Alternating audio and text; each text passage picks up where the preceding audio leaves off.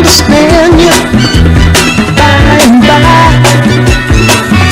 Just move on. Would you believe it? Yes, Chris Wood becomes the first ever player since 2017 to score a Premier League hat-trick on Boxing Day, and he did it against his former side Newcastle at St James's Park. Would you also believe it that the last round of Premier League matches that wrapped up minutes ago also featured a first black referee for the first time in 15 years? Sam Allison was his name, and he was officiating the game that had Sheffield United losing 3-2 at home to Luton Town at Bramall Lane.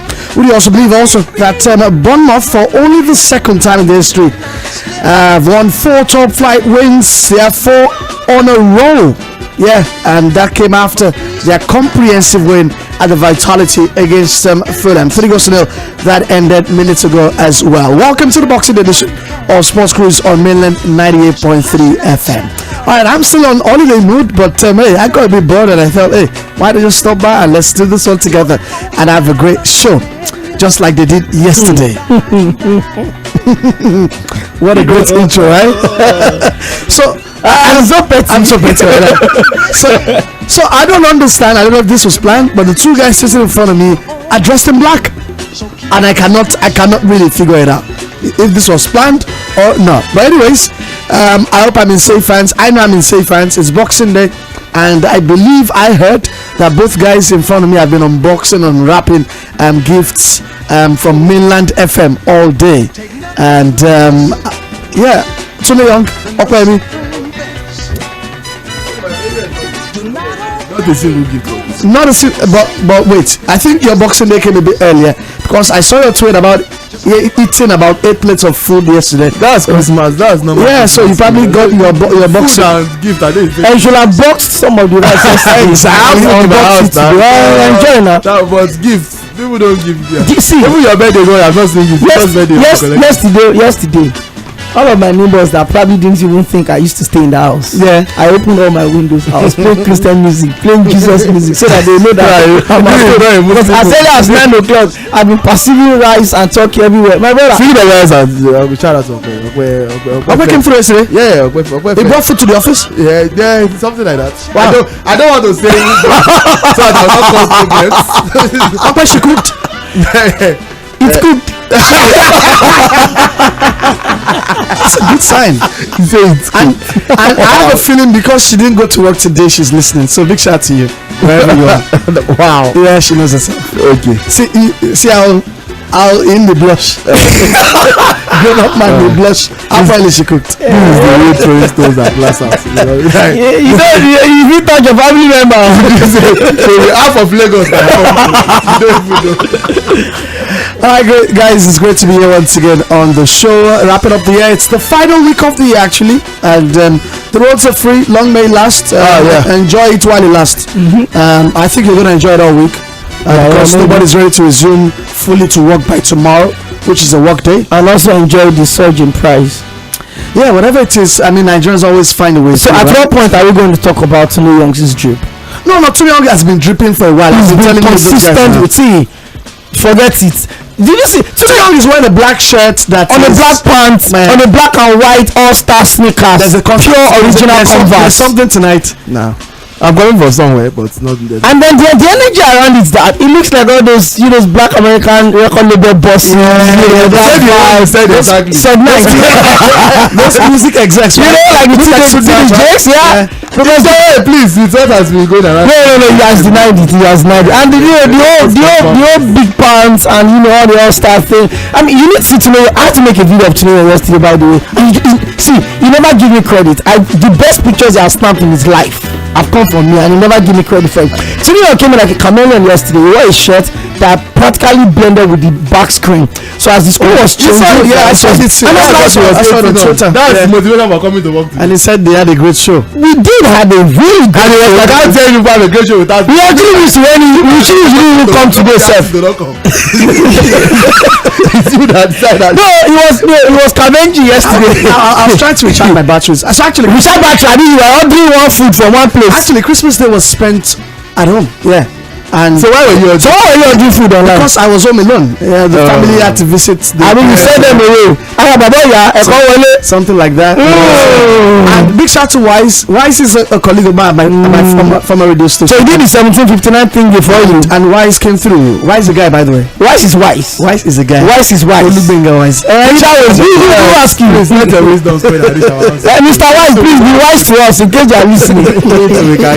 Alright, so once again, Merry Christmas to everyone out there, and we're wishing you a lovely 2024 ahead. We're here to talk football, we're here to talk sports. In fact, let's just talk football today because I plan to talk NBA, right? Anna should join us in a bit. Detroit Pistons on the herb of history. You can call it what kind of history is that? Yeah, bad history. It was a vast history, right? I mean, everybody in Philadelphia is probably relieved that they will finally have that record taken off them. For the longest losing streak. Currently on 26 now. I think Detroit are going to do it. Yes, so we'll have Emmanuel talk about that. In fact, I might also have to dig in and find you where the Detroit Pistons rank in the longest losing streaks in sports history, because no basketball history. No, they have done 26 right now. Right? They've lost 26 straight games, and how is that even happening? Right now, I saw it this morning. How is that happening? Right now, they are knocking on the door of what someone called historic ineptitude, because how dare you go 26 games without a W, without a win? Hey, but they have the number one overall pick team. Oh yeah. So I have conversations with Emmanuel and Timiong much later on the show. Also talk about Luka Doncic, historic night for him on Christmas Day for the Mavericks, and maybe also have some time to talk about the Golden State Warriors, who lost the defending champions also nearly as of this morning. Closing on our first break, 6:30 p.m. Don't forget, it'll be time for Bet Baba. I've got massive 50 odds coming up. Yeah, it's just a late night thing. You might just want to enjoy. That's my Boxing Day gift to you, and I hope you unwrap it with plenty of money. Let me look and check the one I gave them. All right, okay. Yeah, the fact that you want to check it down means I did not come. No, I have not. Because if you had come, you would have gotten something like that. No, it's today that. Wait, you just play games and you leave it. Yeah.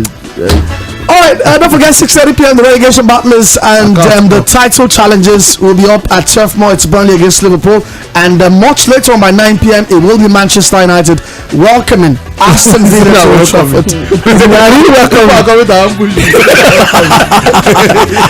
Don't forget United also with partly new owners. Sir Jim Ratcliffe just about 48 hours ago took 25% stake of the club, and has written an open letter to the Manchester United fans urging for time and patience to turn things around at the club. We'll talk about all of that. Plus, Mauricio Pochettino saying the reason why my team has accrued 56 yellow cards this season is not because we're indisciplined. It's because there's too much pressure on the players. We're examining that as a take on what are they up against tomorrow? Crystal Palace. All right, Crystal Palace at Stamford Bridge without Raheem Sterling and Cole Palmer. The first one is a blessing. I laugh in Mateta. I laugh in Joe. As I open it, nice. You read that. All right, definitely. No wonder even go. All right, let's take a break and we'll come back with the ground running on Sports Cruise on Mainland 98.3 FM. Don't move an inch, don't bat an eyelid. We'll be right back just in a jiffy.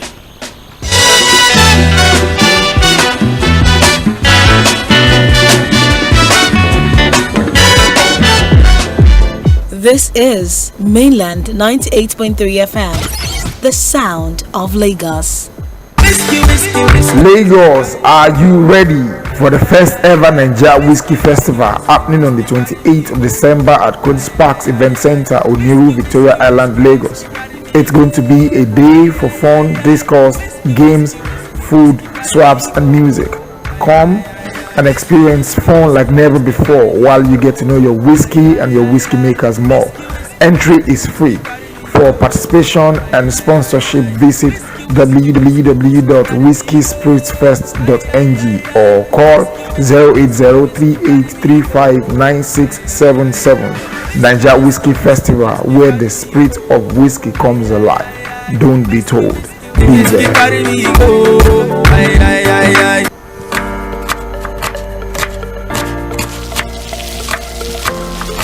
Meals have a way of taking us on a journey, and when you add plenty of vegetables like efo, ugu, and season with the rich taste of North seasoning cubes, Even better. So, go ahead and elevate your meals with more vegetables and the rich taste of Knorr cubes. Today, eat for good. John, what's up? Check your phone. I just send you Momo referral. My mama don't run that one for me since now. Me say for the find who I go refer, make a quick hammer my million. Hey! You too should be one of the 6 millionaires for the Momo refer and win promo. To win, dial *671# to sharpen open your Momo account and select option 6 to refer your family and friends them. After that, make sure see them open Momo account and use them recharge time or data at least 100 naira. Chicken. Now the more people when you refer, the more you go win. If you don't see out of 6 million naira every week, you fit to chop out of 160 million naira. Momo refer and win promo. The more you refer, the more you win. This promo go run from November 2010 to 31st December 2023. Terms and conditions dey shall.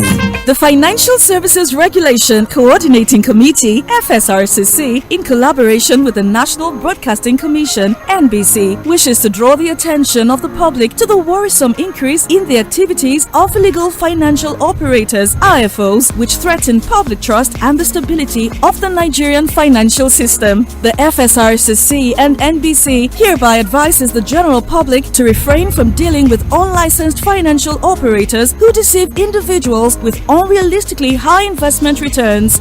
Make sure to verify the licensing status of such companies and schemes on this website. To report any suspicions of illicit financial activities, call 0700 225 5226, 0800 225 5226, or +234 817 665 6273. Let's work together to uphold the integrity of Nigeria's financial system. Announcer, FSRCC. Lagos, are you ready for the first ever Nigeria Whiskey Festival happening on the 28th of December at Codesparks Event Center, Oᴘᴜ, Victoria Island, Lagos? It's going to be a day for fun, discourse, games, food, swaps, and music. Come and experience fun like never before while you get to know your whiskey and your whiskey makers more. Entry is free. For participation and sponsorship, visit www.whiskeyspiritsfest.ng or call 08038359677. Nigeria Whiskey Festival, where the spirit of whiskey comes alive. Don't be told. Be there.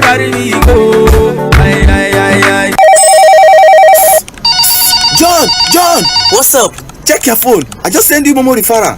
My mama don't run that one for me since now. Me say for the find who I go refer, make a quick hammer my million. Hey! You too should be one of the 6 millionaires for the Momo refer and win promo. To win, dial *671# to sharpen open your Momo account and select option 6 to refer your family and friends them. After that, make sure see them open Momo account and use them recharge time or data at least 100 naira. Chicken. Now the more people when you refer, the more you go win. If you don't see out of 6 million naira every week, you fit to chop out of 160 million naira.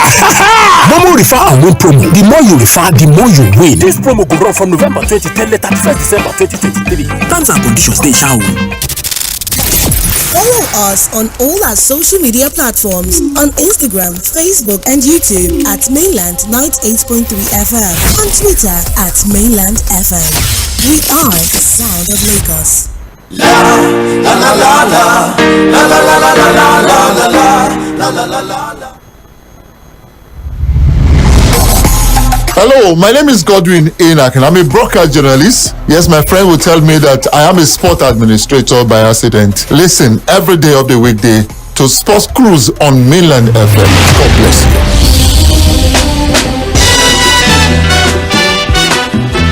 Welcome back. Sports Cruise on Mainland 98.3. In case you're just joining in, Bournemouth beaten Fulham by 3-0, and also Luton recovering from 2-1 down with a couple of own goals to help them to also beat Sheffield United at Bramall in 3-2. And in that game, that was the first black referee in 15 years, Sam Allison, in charge of that game, as the PGMOL is saying, hey, there's still more coming through. Rebecca Welch was the first female referee in the Premier League in the Burnley game against was the Burnley against Spurs game, right?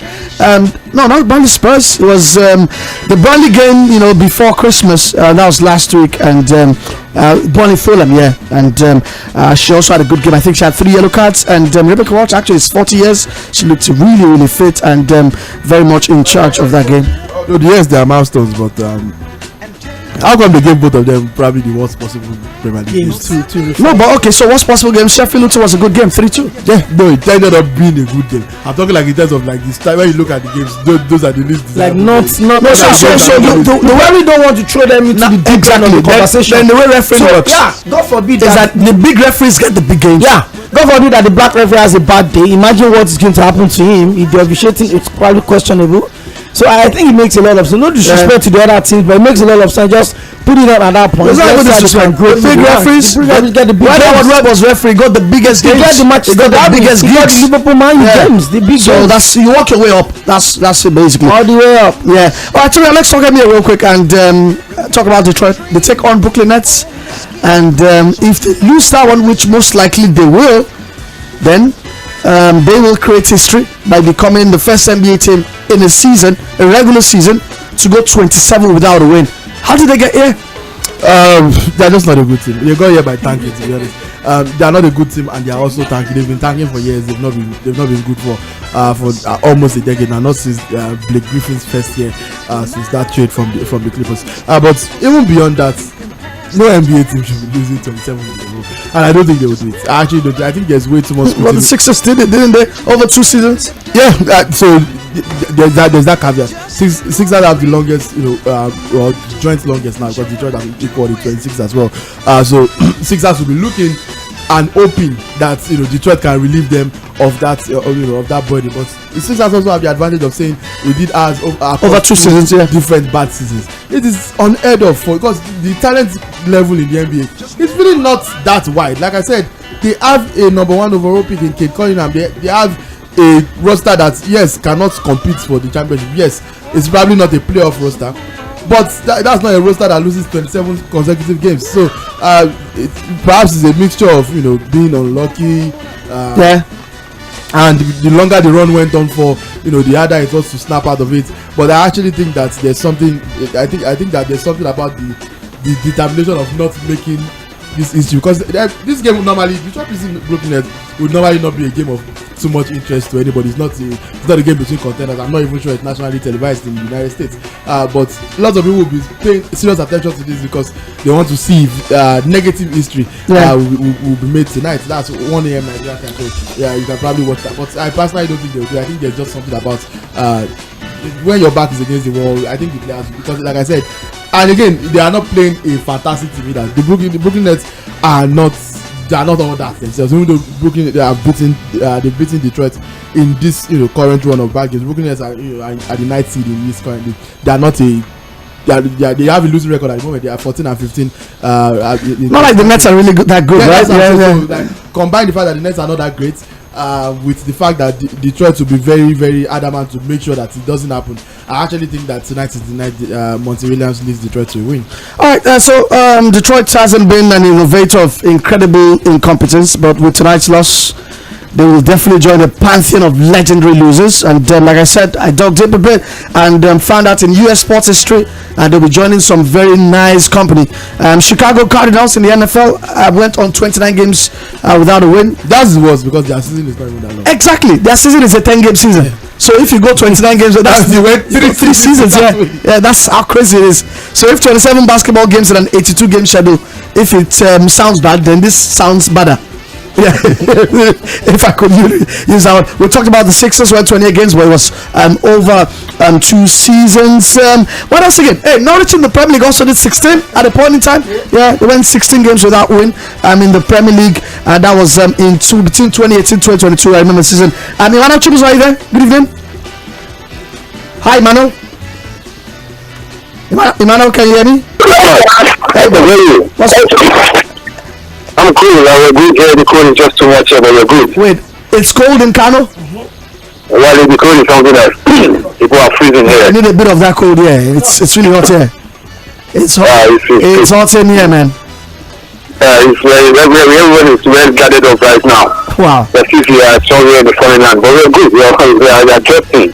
All right, talk about being hot. Luka Doncic is definitely hot. Tell me about 10,000 career points. Got 50 this morning against the Suns. Scorched them out. And what's the ceiling for Luka Doncic? Is there a ceiling right now? The ceiling actually. They are according to some point for population. If there's anybody who might rock or crack that LeBron James' record of scoring 38,000 points, it just might be Luka Doncic, the rate at which he is going. And while he's still 24, in case you've forgotten, 24 years, 300 days. Yes, still 24. 300 days, and he has rocked 10,000 points. He came to the league just in 2015 or thereabouts. And right now he's rocked 10,000 points. I will not be disappointed. I will not be surprised if he goes past the likes of Anthony Davis, who was about 16,000 points to his name at the moment. So while I think 50 points, this is the fourth time in NBA history a player has dropped 50 on the Christmas Day fixture. When a game where there was no Kyrie Irving, I know it was against the troubled Suns. So at 10,000 points to his name, it is in grand style. And this guy is an epitome of everything we want to say. And there's some secret to what we are seeing from him. The few players who had the chance to play in the European League, EuroLeague, or have a European background to their basketball, have been started to have the real fundamentals of basketball. Kobe Bryant has stepped forward because his father played basketball professionally in Italy. Kobe Bryant grew up in Italy. According to the likes of Kevin Garnett, LeBron James, they will say that the reason why Kobe was Kobe was because he had that background coming from Europe. And that's what we are seeing from this Luka Doncic. He played for Real Madrid even before he got drafted. And he has been in the mix in the base when he came to the league. So whatever Doncic does this time around, I'm not surprised. I think he will be the triple double record is going. It is himself and Nikola Jokic that might crack their record and go past the man who is everybody right now. Yeah. Talking about Russell Westbrook, who is finding it hard to get triple doubles these days because he doesn't get the luxury of playing up to 30 minutes every night. He's now gone to the bench. In the last 2-3 years, Westbrook has not been the player he was. He's number one of the triple doubles league, seconded by Oscar Robertson. The likes of Jason Kidd, Magic Johnson, LeBron is around there as well. So overall, I think Luka Doncic is ceiling is really high for him. And we are saying, if he keeps averaging 30 points this season for the next 10 years, he just might have a chance or a shout to clocking that number, rocking that at the 8,000 point mark. And he's a player who hardly gets injured. But his basketball philosophy, he wants to play basketball the right way. So it doesn't come to much a surprise whenever I look at George this time around. All right, by the way, I watched this post-match or post-game interview, and he kind of pretended Tony Young to be offended that he wasn't asked about his defensive performance that had 4 steals and 3 blocks. Which also tells you that there's a defensive side to his game as well, plus the offensive side. We don't talk about the defensive side a lot, but quickly, I want to talk about the Suns. Tony Young, I'm coming to you for this real quick. It was the Suns' 9th loss in 12 games, drops them to 14 and 15, below 500. What's really happening with the Suns? In my opinion, it was a poorly constructed roster. It's one of those rosters that will definitely win you games on NBA 2K, but this is real life. Bradley Beal. Hey, bring that back again.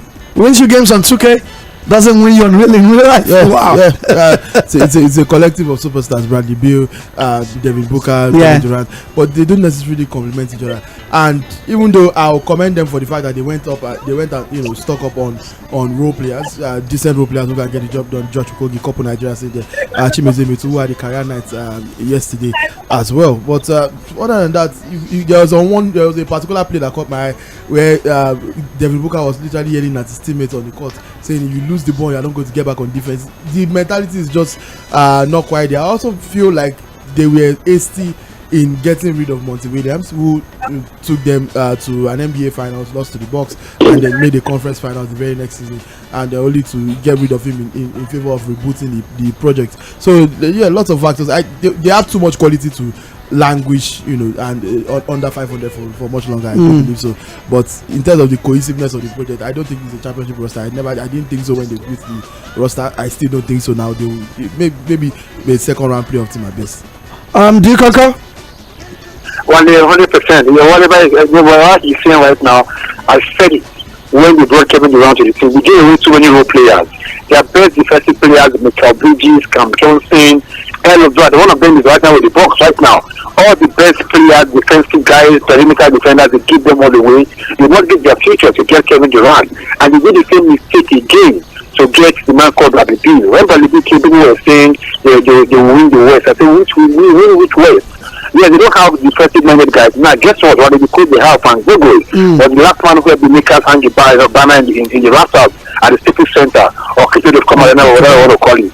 He's a good coach defensively, but he doesn't even have the pieces to give the defensive cover up. For Kevin Durant and Devin Booker, they are not good defensive players. Now they lost the point general in what's his name, Chris Paul, who can also play good defense. Yes, age was on the side. They also let what's his name, the Nigerian-born Caribbean Island boy center, what's his name, lead the team, who is now with the Portland Trail Blazers.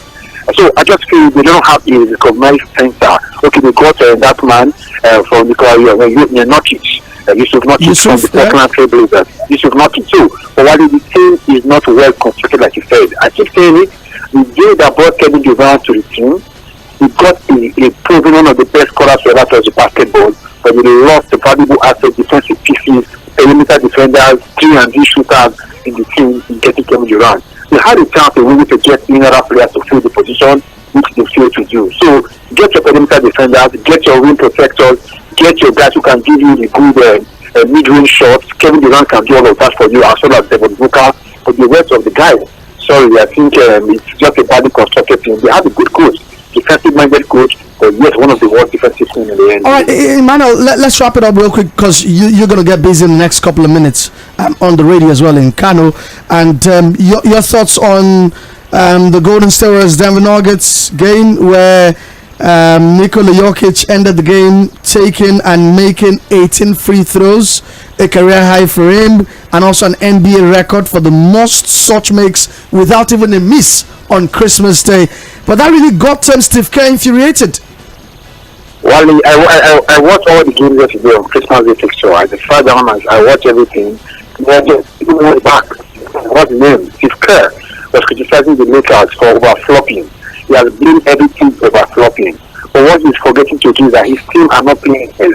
Defensively, Clemson is not the player he was defensively anymore. Draymond Green's absence cost the team more than they know.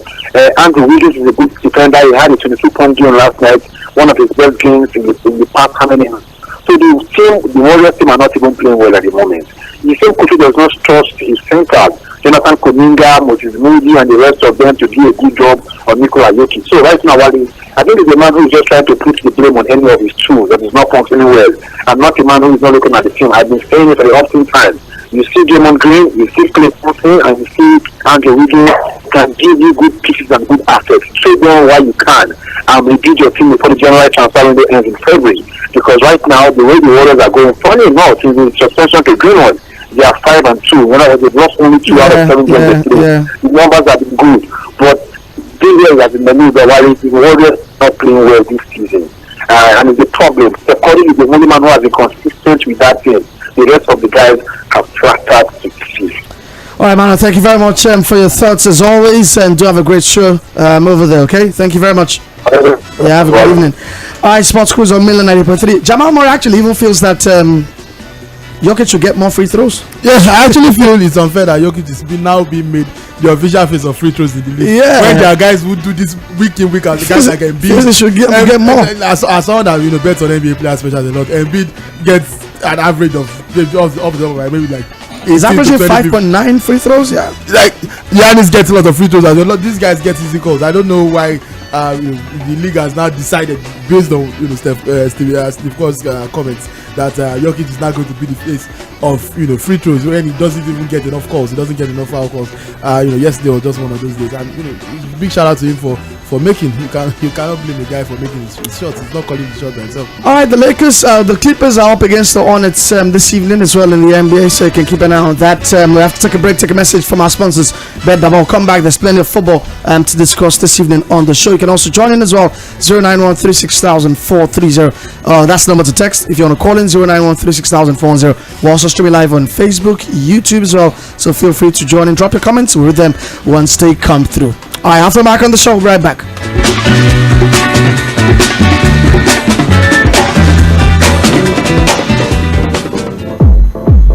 This is Mainland 98.3 FM, the sound of Lagos.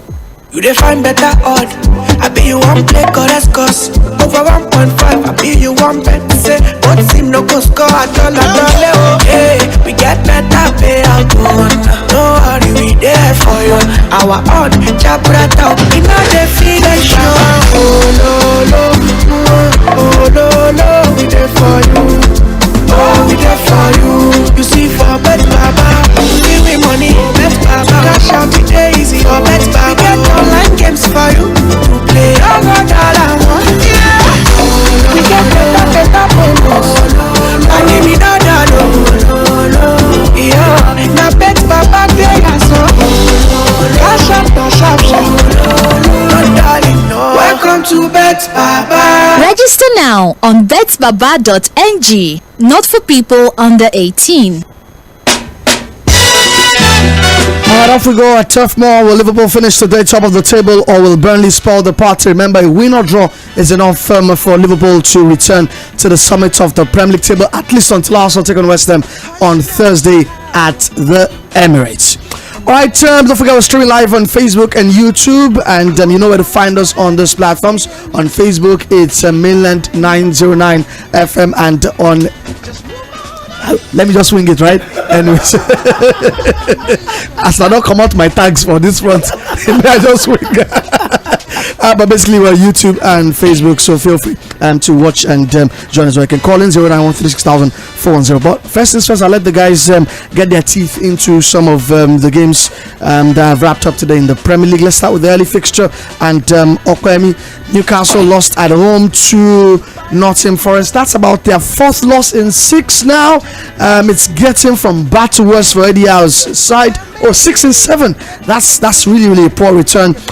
We know injuries have played its part, but there's some bad form also going on there with the Magpies. They just need to turn around. And for Nottingham Forest, first win for Nuno Espirito Santo, and it continues to reinforce my belief about if a team is not doing well, the best thing to do, throw away the manager. Sack the manager, and you'll see how things will. I mean, look at Union Berlin.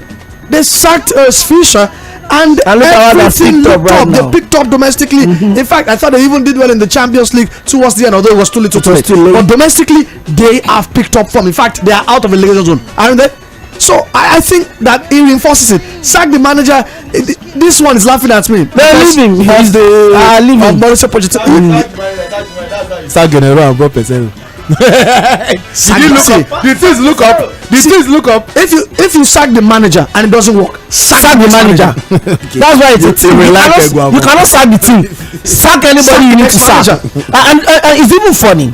It's even funny for a Chelsea player not to think it's an appropriate thing to say. It's a system that I work for Chelsea. Pardon me, let's focus on Newcastle first. We'll come back to them. Well, for Newcastle, I really don't know what the problem is. They actually took the lead first. Alex Malaysia actually getting the goal for them, but out of nowhere. But again, it just reinforces the fact that some players are just where they should be.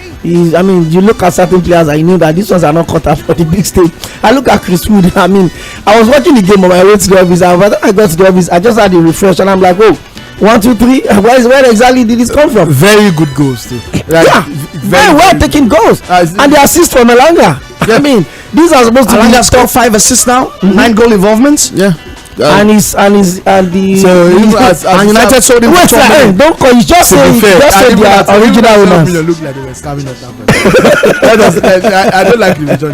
Elanga did not look like he could play football. I genuinely did not think he had a future in this sport. I was advising him to go to uni, trying to help him look up jam forms and stuff like that. But he has gone to another forest and he has picked it up. So it showed that the talent of playing there. But big clubs don't have time for you to sort your. Wow. That's the truth. Today you have just been a basket of contradiction. No, not really. Chelsea is not a big club right now. If that's where you're going. Okay. Chelsea. Also, you can lose your big club status just in the. No, Chelsea is fine. It's fine. I'm okay. A big club is that you're trying to win right now. Chelsea's a big club. No. Please. For the future. Big club is mortgaging their own future, their own present and time. Let's Chelsea a big club. Yes or no? Under the bully, no. Don't give me that crap. Is that not that you are now?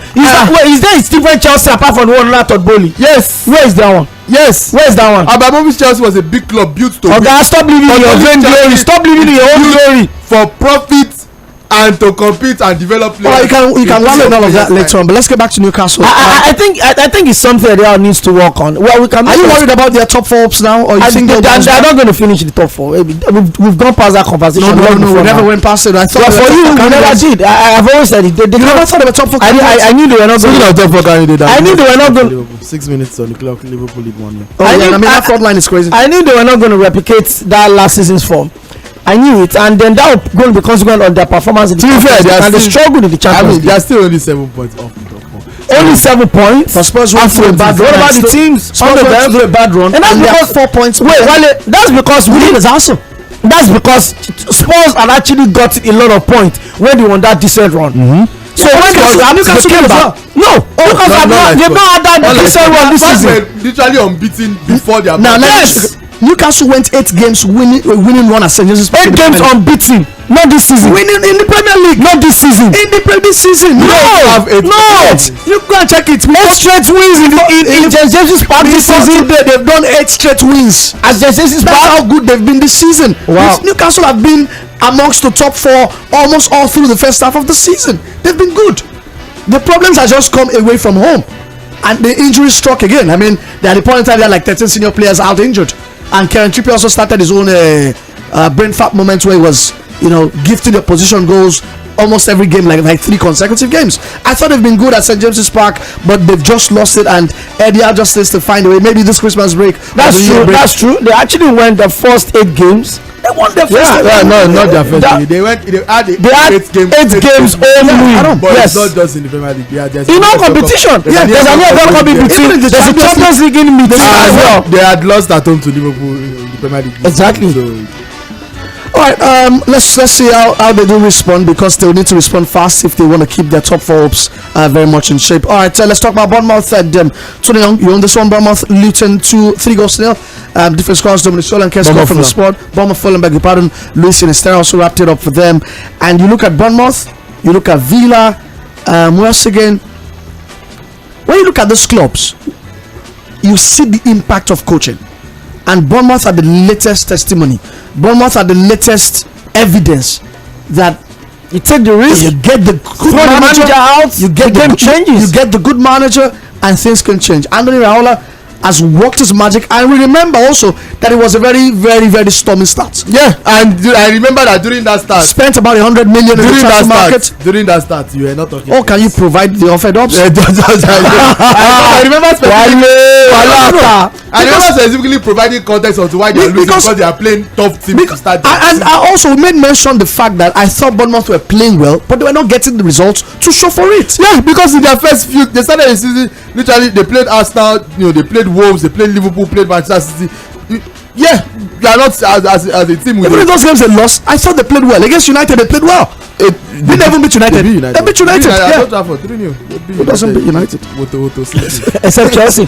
Oh yeah. I mean, Chelsea. So really, Chelsea's not a big club. Bournemouth not a big Chelsea. So that we can take so this one. Yeah, but shout out to Anthony. We're doing a fantastic job. Yeah. Like you said, even when they were not getting results, it was clear that just give him time. It's not that some clubs would have fired him before that 9 game. Because 9 game winless run to start your career at a new club, it's not a good thing. But that's why a lot of times football is deeper than the table. A lot of times there's some subtext to results, and that's why sometimes you need to look deeper. If you don't look at the results, sack this man. How you start a new job 9 games and you're winless when you so yeah, I'm glad that they stuck with him. They got they are getting the rewards of sticking with him. They now have more points than Chelsea. If I read the table. Anyway, so if I can't remember my thoughts on Anthony Raiola, at least you remember this one, that I thought that Luton are the most likeliest of the promoted teams to stay up, right? Yeah, you said I thought that was constant, right? They are still not going to do it. And I don't think they're going to go. I think they're going to beat the drop. Who is going to come down for them? Yes, someone has to come down. The 3 teams that promoted this season are so clearly far off in quality to the rest of the team. Yeah, but Luton are proving that against the odds they could probably do it. Okay, Luton are currently 1 point, behind Everton after the same amount of games. Everton is the closest to them. Do you think Everton will get relegated? I don't think so. Everton can. But yes, Forest can. Everton, Luton could drag someone into that quagmire. They could drag them into that mud fight. I still think it's the training probability. Yes, but if any of them is to escape, it's clearly Luton that can do it. I just don't think they will. I don't think they have enough quality for the entire season. Secondly, again, the other teams they're competing with are better than them. Everton have been doing this for years, and they are actually playing well. And we all know that if not for the, I think Everton are playing well. Yeah, if they could sustain it maybe for a bit longer. Yeah, and if not for the 10-point deduction, they wouldn't be here in the first place. Yeah, exactly. Yeah, you look at Chelsea probably be there. Other Forest who were on the slippery slope, but now appear to have nipped it in the bud by sacking the manager and bringing in someone who is a relegation escape artist in Nuno Espirito Santo. Then the next best team is Crystal Palace and then Brentford. None of these teams are getting relegated. You get a feeling that there's a clear chasm between the promoted teams and the teams in the Premier League, and that might just get Luton a bit unlucky at the end of the day. I think a lot of people often fail to know that some of the teams that comes in and stays, the longer you stay in there, the more experience you get. The priority for them is always come in and stay. Even Bournemouth that we're talking about now, odds on favourite to go down. Finish last season. I remember that coming in with Scott Parker and then Sağ bringing Gary O'Neill. They did not have Premier League quality. Lots of people, myself included, said. But the longer they stay, it's easy for them to attract players because even the players that will come through feel like, you know what, there could be some assurance. This is a Premier League team. You can join them. All right, I know this is insensitive to say, but I'll still say it. Since Tom Lockyer's had stopped for about 5-10 minutes, hey, Luton have picked up. Yeah, they won back-to-back games. I don't think although let me put a positive spin towards it. Their wins since Tom Lockyer had the issue has also embodied what their captain stands for: resilience and whatever. So they just want to keep winning for him. Yeah. So let's. I think Stansted has scored the only goal in their last game. They actually held a shirt against Newcastle. Against Newcastle. Yeah. Good win. All right, so those are the games. Burnley down earlier, 12 more against Liverpool, who have started down Nunez, Cody Gakpo, and Mo Salah up front. That's a devilish front line. They nearly equalize now, Burnley, but nearly never kills the bird. All right, so we'll see how they respond. Though we're still 1-0, and we've got another one coming up later on tonight. Manchester United up against Aston Villa. Inshallah.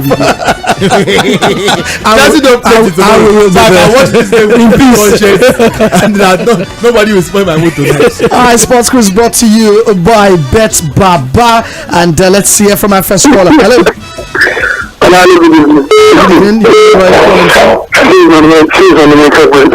Hey, Onome. So how are we going to be dismantled this evening? So you're not confident that the new owner amount? What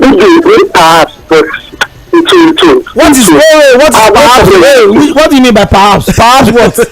I'm not saying maybe because I'm not sure. Everything may be, but I'm not sure. You are using maybe and perhaps in the same statement as man involved. What kind of lyrics is that one? That's blasphemy. I know the confidence now, but I still see United as a perfect than Newcastle now. Why you beat Aston Villa today? One day, do you know what Johnny Evans is? Please just tell Johnny Evans the age. But Johnny Evans is 33, 34. Johnny Evans is not 40. Johnny Evans is 36. 40 now. Don't make him look like Johnny Evans is young. I'm not making an excuse. Who played in against West Ham? Who was the partner against West Ham? This young academic guy, right? No, I'm not finding an excuse. I listened to what he said. He was finding all the kind of excuse rubbing it on Newcastle. I just think because why you guys are doing analysis. We are just 1 point about Newcastle. I'm not finding an excuse for United, but people give an excuse. Yeah, the Liverpool player is bad, but at least give United an excuse also why criticizing. We've had a lot of bad players way ahead before Newcastle. At least give United some respect in that aspect. You understand? To me, fighting the coach is not the solution. Sorry to stop you short there, but no problem. I'm very shocked. You support the biggest clubs in the world, and you're getting it with Newcastle. United are United. I understand your point of view. I shouldn't be coming down to the level of Newcastle, no doubt. But I called Opa and Tuli yesterday. I'm saying okay, Radcliffe is 2 good heads. Now I remember you said yesterday. You said 2 heads. You said 2 good heads. Yes. I know I'm not repeating what you said. I think 2 heads my pass better than 1. You said 2 good heads. They can tackle themselves. No, it's so just a disappointment. All right, thank you very much, Onome, for your thoughts. A very, very emotional Manchester. If you just go and check what is going on with OGC with Ineos, Radcliffe is not the guy to spend a lot of money on players. Yeah, but Radcliffe comes bearing gifts. There's about £237 million to be spent on renovating the club. Maybe not on to address Ronaldo's concerns. But whether you build new so will that translate to bringing in players left to be seen? Because January I think January comes too soon if they're going to spend, because even the Radcliffe ownership won't be ratified until maybe 4 to 6 weeks, and that goes into the January transfer window. So I don't think United are going to be very much active in that window. You probably wait till next summer. But the question is this: what's even the justification for being active in the market? I mean, Ten Hag bought a couple of players, and I'm not even sure I trust those players to give him results. They're not even players that he asked for, players that he insisted on bringing those players. Anthony literally stopped training with Ajax because he wanted to come to Man. I even think this next 4 to 6 weeks, when the ratification comes from Premier League, we'll have to see Ten Hag also impress the new owners. Yeah. If he doesn't in those 4 to 6 weeks, I'll be surprised when they fully take over. Not he will leave. They will make him. When John Obu is out of job. Hello, good evening, Sports Cruise. Hi, good evening. Alright, please do call us back. 091360410 is the number to call if you want to join in on the show this evening. Alright, let's still talk more Manchester United. Ten Hag. Sorry, I just came across a stat that United are on the goals scored table in the Premier League. United have only scored more goals than Sheffield. They've scored 18 goals this season. Only Sheffield United have a worse attack. United have scored just 18 goals this season. Time they were level with Luton, but Luton scored. Luton has 21. Yeah. Luton have 3 more goals than United. United are tied with Burnley and Crystal Palace on 18 goals, and then Sheffield United have 15. United have not scored in the last 4 games. Yes. Over 300 minutes of football. It hasn't happened since 1992. It happened. They got relegated. I have a feeling they will not lose tonight. Straight up, I think it's Old Trafford. It's not even a feeling. No, it's not even a feeling. They'll beat Villa. I thought Villa struggled against Sheffield. Yeah, they just lucky that equalizer. And I don't think they did. I don't want to sound like Villa have been found out. You know that. No, they've not. But I think I have a feeling that Villa don't do well when teams when they need to break down teams. Yeah. They like it when it is end to end. They like it when it's because they beat a very high line defense. Let's keep it up. That's why I think they excel when they play teams like Spurs, when they play teams like Arsenal. Yeah. But when they see teams who set up 2 banks of 4 against them, I think they struggle to break it down. They struggle. Yeah. So that's how I mean, they had the opportunity against Sheffield to go top of the log, and they flopped their lines. To be fair, it was also bad because they dominated the game from start to finish. They had 3 straight wins before that game. No, I don't think so. They should have gotten at least 2 I think I thought Sheffield were good value. They probably could have gotten all 3 points. Yeah. They could have gotten all 3 points, so they should find themselves. No, the minute Sheffield scored, 1-1 result does not happen. Stephen, welcome. Where are you calling from? What's going? Yeah, nothing much. Welcome. I